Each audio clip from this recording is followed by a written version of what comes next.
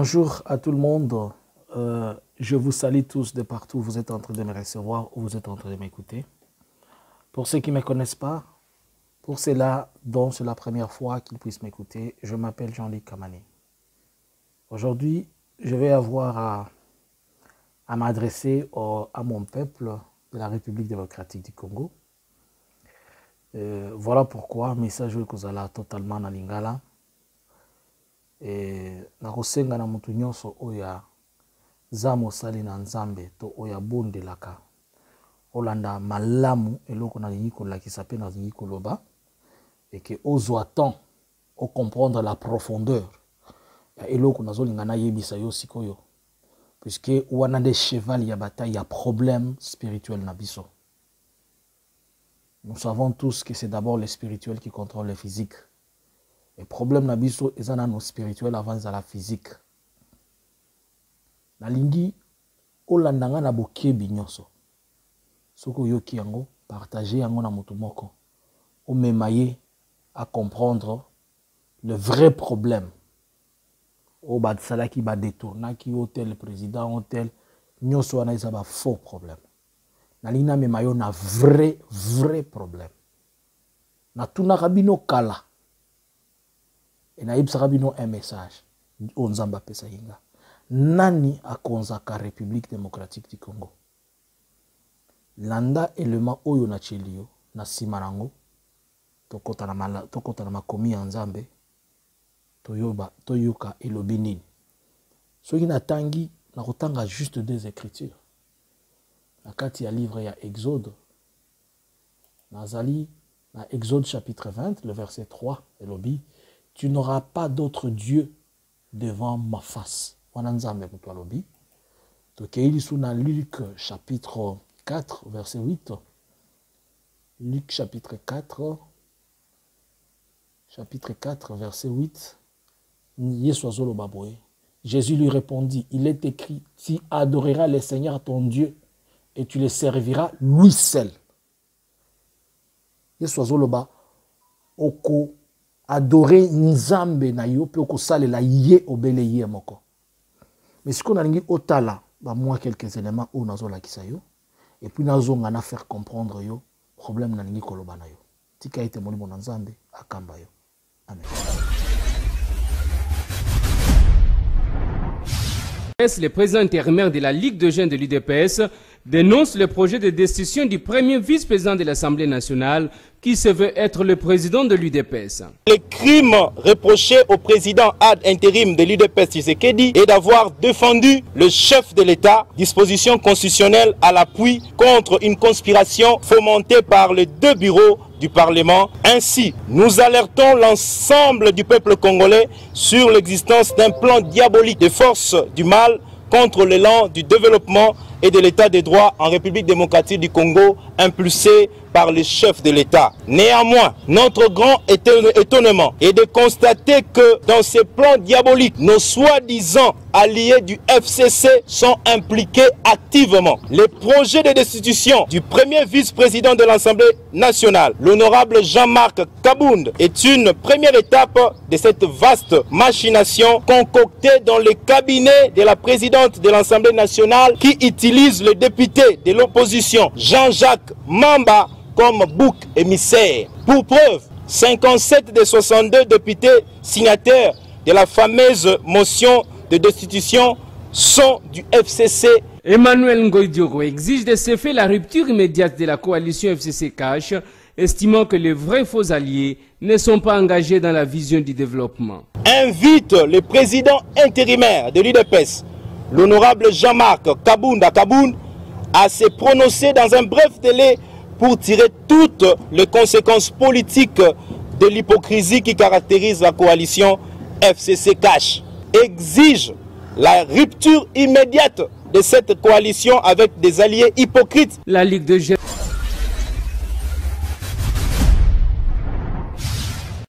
La loi doit être la même pour tout le monde. D'abord, premièrement, ministère et la justice.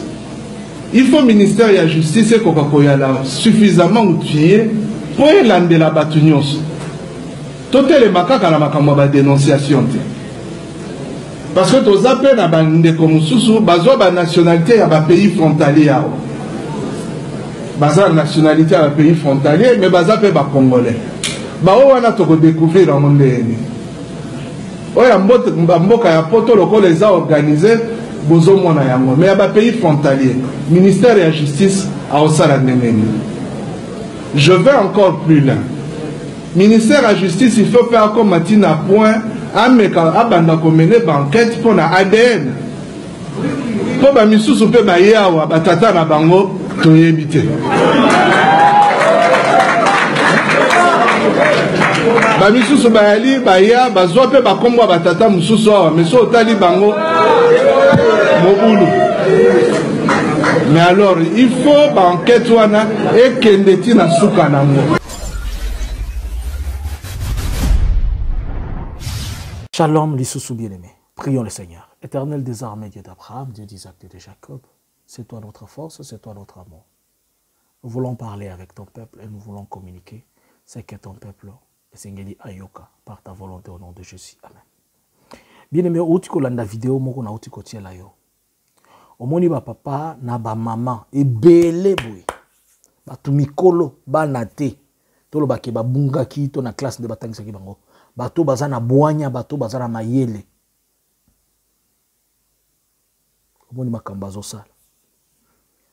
Na 2018 to 2019 na pesa message moko na obi nzamba tuna kinga esprit ya nzamba moli nzambe tuna kinga. Sala na zoka vision moko. Soko yebi ngaite naza un serviteur de Dieu, naza père chrétien. Naza na ministère prophétique. Moli mon nzamba memaka nga ya tuninga à l'époque et Joseph Kabila ndaza conduire mboka. Et moli mwanzamba tunanga. Nani akonzaka mboka na bino? Na lobi Kabila ayebsinga ezala Kabila te. Ayebsinga ezala Kabila te na tuni nini? Alobi eza esprit moko ekonzaka mboka na bino. Esprit ya le fait maréchal Mobutu. Et ezala qui vraiment pas si na comprendre. Ndako biko yebisanga. Alobi na repère sur deux exemples kaka. Pesangai, l'esprit qui est en train de me parler, alobi pesangai 10 entreprises ya mboka na bino. Na kati ya mboka to libanda ya mboka. Oyo esi sala 10 ans d'existence. Ce qui nyonso ebandaka te ko sala une année, 2 ans, 3 ans après 4 années. Même au monde bato pas na bino bazana succès, il faut zalaka ya mukuse 5 ans et comme il sera jamais 10 ans. Même à ta entreprise, les osas, les matas, les batouza, les bandas, les entreprises, à tes salinini, 10 ans et c'est les katana. C'est un pour l'esprit. Et c'est de là que je comprends que mboka na biso, ba onyo so bazo konzango lelo, bazala ba konzinango te. Spirituellement, ils ala Félix so azala lelo spirituellement, ils aye muto so konza mboka wana te. Muto konzaka mboka wana ti lelo.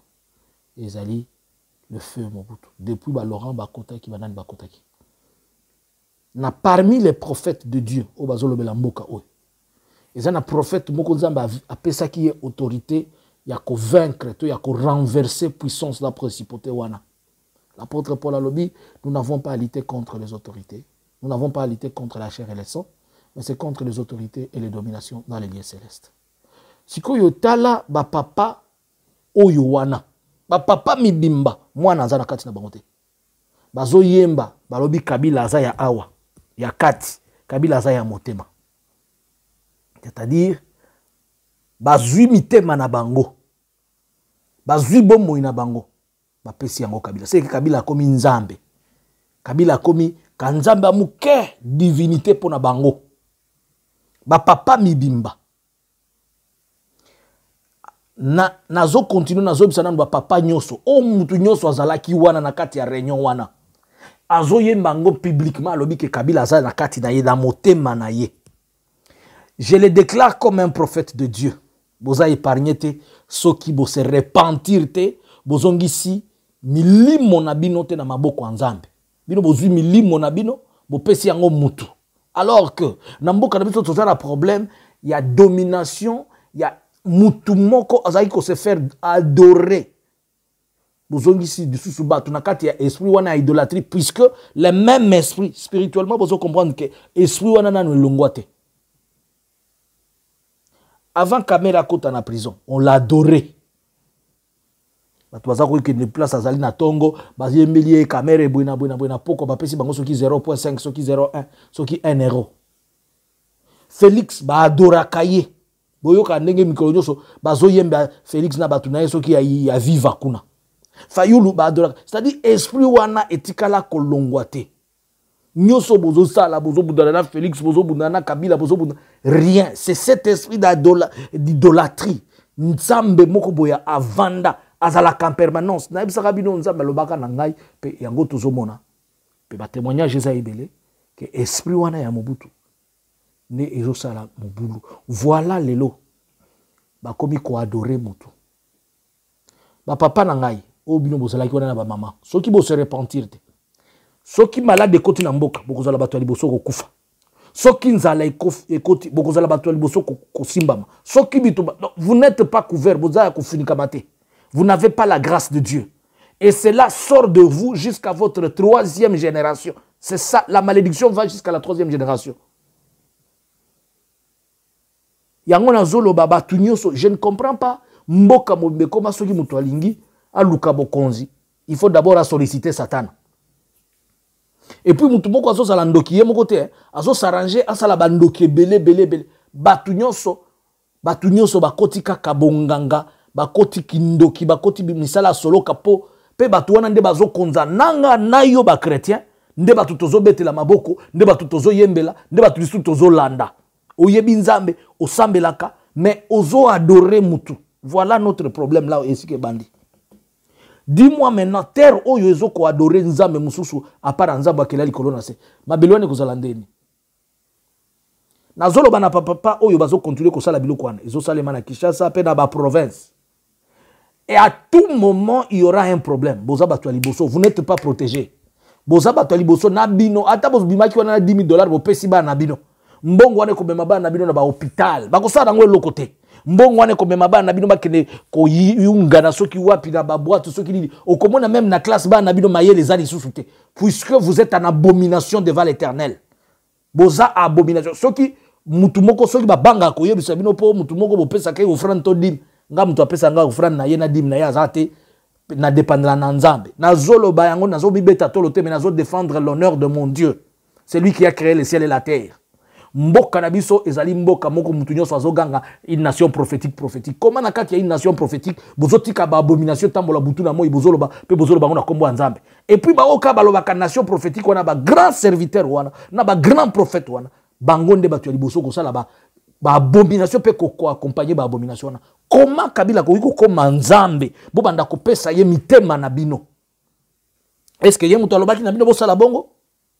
Po bino kaka na kiatala kuna bino na kijalelo na bino bomitindiki kaka bosala les mêmes abominations oyo Mobutu zako sa la biso yango oyo. Sikoyo mon vieux Joseph Kabila bazoyembela yo. Ondimi pe ba yembela yo. Toi tu n'es pas épargné hein? Yo kutunde mutu liboso puisque yo ndo tindi batu bazala ba idolâtre. Félix oza épargné te yo tindi batu bazala ba idolâtre. Fayulu, je l'ai répété plusieurs fois. Confesse, repentez-vous. Botindi batouba zala ba idolâtre. Bino bozo sala ba idolâtre. Ba politicien nyoso congolais ba katumbi banani. Bozo mona ninge bozo kede na nosilité. Na bisa ki bino cette année nzamba loba ki akokombola ezala ba pasteur, ezala ba nani, ba tunyoso bozo mona ba busoto ngo à tout moment. Yango to komeyoka ba corruption moko zanga kombo, to komeyoka ba lukuta moko zanga kombo, to komemona ba pasteur, bo komemona la biso na kati na libanda, to komemona ba papa bazo la biso na mikuse na milai. Et silité ezo kede puisque vous êtes en abomination devant l'Éternel. Est-ce que yemuto alobaki na bino bosala bongo? Po bino kaka na kiatala kuna bino na kijalelo na bino bomitindiki kaka bosala les mêmes abominations oyo Mobutu zako sa la biso yango oyo. Sikoyo mon vieux Joseph Kabila bazoyembela yo. Ondimi pe ba yembela yo. Toi tu n'es pas épargné hein? Yo kutunde mutu liboso puisque yo ndo tindi batu bazala ba idolâtre. Félix oza épargné te yo tindi batu bazala ba idolâtre. Fayulu, je l'ai répété plusieurs fois. Confesse, repentez-vous. Botindi batouba zala ba idolâtre. Bino bozo sala ba idolâtre. ba politicien nyonso congolais ba katumbi banani bozo mona ninge bozo kede na nosilité na bisa ki bino 7 années nzamba lobaki akokombola ezala ba pasteur ezala banani batu nyonso bozo mona ba busoto yango à tout moment yango tokomi yoka ba corruption moko zanga kombo tokomi yoka ba lukuta moko zanga kombo tokomi mona ba pasteur bokomi mona lakisa biso na kati na libanda tokomi mona ba papa bazo lakisa biso na mikuse na milai donc esilité ezo kede puisque vous êtes en abomination devant l'Éternel. Vous êtes en abomination. Comment se fait-il que yo ozo adorer mutu? Olobi pe motema na opesango mutu. Kaka mutu wana zo sala bongo nde gouverneur, o mutu zo sala bongo nde PDG entreprise songolo. Mais c'est que soki gouverneur asa pesi motema na. Batu nyonso basala kana bango pe ba mikabi ba pesi mitema na bango. Donc mitema ya batu nyonso bokabeli yango mutu moko. Et puis bozo kene ko fungo la Bible bobondeli, bozo lo baka bozo bondela, le seul Dieu qui a créé le ciel et la terre. Soyons conscients quand même. Homme de Dieu. Est-ce que vous comprenez le tozo bunda nango sikoyo? C'est la principauté. Yango zo mona nakata ba misala na bango bazo bundisa lisu makasi, baya na cercueil wana. Vous savez une chose, hein? Je vais vous dire une vérité. Oh ba politicien ba koyika koyebisa binote. De la même manière que Bakindai Kokunda Mobutu Libanda comme il se faisait enterrer et adorer. Bino pe lokola bokomi ba idolâtre. Bokomi kotinda ba idolâtre bino. Bibembe na bino na Congo kokunda mate. Lokola ba kosaki batu la fois passée ba na coffre moko boya lukuta, batu nyoso ba kei héros national Tshisekedi wa Mulumba. Alors que c'était un coffre vide qui n'avait rien dedans. Je vous le dis prophétiquement, je sais de quoi je suis en train de parler. Comme un prophète. Au monika ndenge bozo sala bino, ndenge bozo sala wana, botindi les âmes de Dieu. Bana na nzambe. Honorable que vous êtes, mes chers présidents que vous êtes. Ceux qui bozo na besoin, basal la bino makamususu. Arrêtez de prendre la gloire de Dieu, le nom de Dieu, et faire que le peuple, basa la peuple moko babanda ko vénérer pe ko adorer bino. Bozo Batouana bazo kosa bino na bazo yembela bino na bazo composer musique wana balingi bino te. Bazo tia bino en conflit na nzambe. Bo sala makamu na bino me bozo peuple ya nzambe bo me mangoli sous dans la perdition te. Tozo lukato bima bino bozo zongisela biso ka kamoli mo wana. Homme de Dieu. Po banda ko bengana milimo wana de partout il se trouve. Milimo wana to bengana ngo de partout il se trouve. Na ba mama to kanisa ba mama nde ba sosolaka soki ngai ko sala ba jeune bolobi ba jeune bazo luka mbongo mais yo zo lingo kufa na kimubange ozana ngo oli yo préparer ata mort na yo doucement ou préparer que kokinde un jour pas nzambe mais yo wana mi kabi pas mutu donc osoke na oli felo direct et puis bozo ke de kabino moko te bozo modire pe mabele na biso. En tout cas, je déclare que la main de Dieu na oyo nyoso ko se repentir te na ba bêtise o bozo sala. Na oyo nyoso ako se repentir te azongela nzambe. Bako kundabino loko banzinzi. Vous qui êtes en train de détruire et amener le peuple à devenir, amener le peuple à sortir devant la face de Dieu. So boza ba évangéliste à Satana. Boyebi ne bozo évangéliser na domaine na bino. Ba serviteur de Dieu. Bon moni problème na biso, ba sala nzambe, ba yaya na ngai, ba leki na nga, ba ndeko. Bon moni problème toza nango. Esprit wana ebimate, yango wana. Na lobaki, na pesaki message na lobaki. Congolais nyoso bisika azali, asomba drapeau na ye. Na koyebisa ye nini to sala na ngona mikolo ezali boso. Eloko wana esengeli to bimisa ngona mboka wana. Nous n'avons pas à lutter contre la chair et l'esprit, mais c'est contre les dominations, les principautés dans le lieu céleste. Papa bimie pa na ona ntala mune na cravate na mune na libumu ko kota na mutu katala kafumba jeep pour que ndo adore mutu. Biloko bozako sala na kukubo comme bimisango libanda bo banda kala. Quand je vous avais dit na bino génération nyonso wana ba papa ya ba 60, 70, 80, 90. Tala ba papa mibimba. Ba kombo kaka wana ya batu ba occultiste balinga yango balinga ko bimana pouvoir te po ba sala batu nyonso ba koma ya satana. Que mon Dieu vous pardonne. Mais si vous ne vous repentez pas, ce qui beaucoup tout belaté, Seigneur, banda komema bango en cascade ya masse. Moko peut-être bako banda koloba non, eza matange yaka non. Bo banda ko kende en masse. Omoni kande boyemba ka masse bongo. Bakuba pe bino bongo en masse. Bakake ko banda ko beta bino en masse. Makambo ko banda ko beta bino en masse. Soki maladie, soki choléra, soki épidémie, bala na bino nde bazala ya liboso ko kende. Soki problème bino moko. Vous des idolâtres là.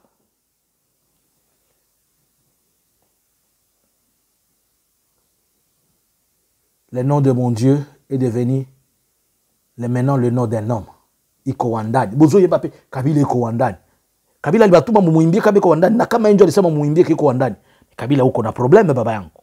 Unaweza tuma watu wako na kuabudu na uko naona na suko hata na doze kidogo ya Ukristo. Mimi najua kama uko Mkristo hata wapata hapa. Hata unajua uko Mkristo wa kuenea. Juu na mke wako ni Mkristo. Mama, hauzi shauria mume wako kweli banakuwa na muabudu. Biko na abudu mume wako na batu wana muabudu mko naona. Juu ya kutafuta mutazikwa na mutakosa kwenye watabazika. Maiti zenu zitakosa mwenye atazilia. Mtakufia mbarabara kama mpendi kutubu. Ninasema kwa niaba ya Mungu, siseme kwa niaba ya mtu. Na mwenye atanisikia afatilishe ujumbe hii. Munisikie mzuri. Aye baba mzima, niko na baba mzima, niko na abu. Anasema roho yangu. Ase Kabila ni wandani, roho yako. Unaabudu mtu kweli. Tena maelfu ya watu. Juu baadaye batakupatia 1000 euro, 500 euro.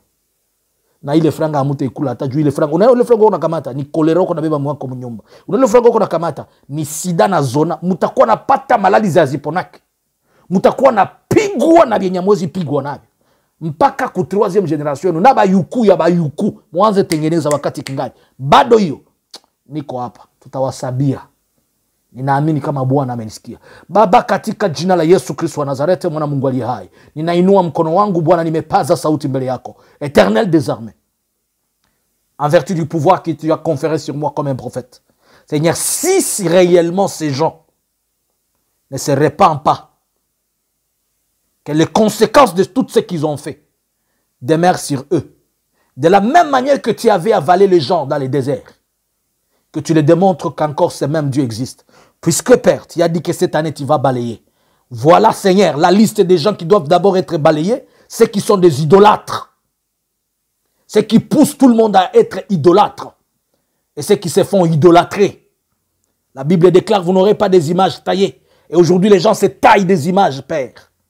Et ta place a été effacée et la place publique de ton nom a été remplacée par les hommes. Seigneur, écrase tout celui-là qui s'est fait remplacer par ton nom. Écrase tout celui-là qui a voulu égaler sa place à la tienne. Tu as détruit le Nimrod et le Nimrod de ce siècle doit être détruit au nom de Jésus. Amen. Sima ya koyoka message oyo pesa ngo mutu moko ayokango. Nzamba lola pambola yo. Na kombo na Yesu Kristo mokonzi pe mobikisi. Amen. Shalom. Ezala ki ngande ko na yo, prophète Jean-Luc Kamani. Soki na no s'abonner na chaîne na ngai oyote. Abonne-toi à la chaîne na kombo nango La Vérité. Nzamba ya lola apambola bino. Shalom.